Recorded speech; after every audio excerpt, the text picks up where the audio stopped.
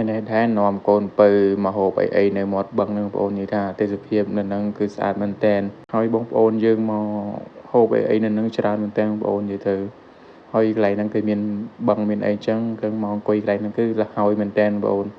ហើយមួយទេសភាពទៅគឺស្រស់ស្រាយមែនតែនព្រោះថាខ្ញុំក៏ចូលចិត្តទេសភាពបែបហ្នឹងដែរបងប្អូនព្រោះទេសភាពបែបហ្នឹងគឺស្អាតហើយស្រស់ស្រាយថែមទៀតបងប្អូនបើបងប្អូនណាស្មុគស្មាញអីបងប្អូនអាចមកអង្គុយលេងហើយខាងក្រោយខ្ញុំហ្នឹងគឺមានបឹងមានអីទេបងប្អូនមើលទៅអែមមែនតែនខ្ញុំថ្ងៃណាស្មុគស្មាញខ្លាំងអីបងប្អូនខ្ញុំមកអង្គុយកន្លែងគាត់ហ្នឹងហើយយើងក៏មកឲ្យហូបពី3មុខទៅជើងបានអង្គុយមើលទេសភាពអញ្ចឹងបងប្អូនពេលល្ងាចហ្នឹងបងប្អូនហើយនិយាយទៅមនុស្សច្រើនមែនតែននិយាយទៅ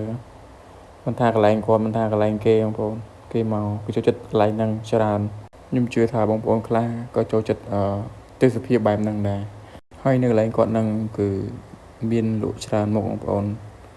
នអាចមកសាកបាននិយាយថាឡងបោករបស់គាត់គឺឆ្ងាញ់មែនតែនមួយតែចានទៅដឹងបងប្អូនអបអស់លលេងហើយកន្លែងគាត់លក់ក៏ដាច់ដែរបងប្អូនព្រោះថារវល់ម៉ូជោអញ្ចឹងបងប្អូនហើយនេះខ្ញុំហូប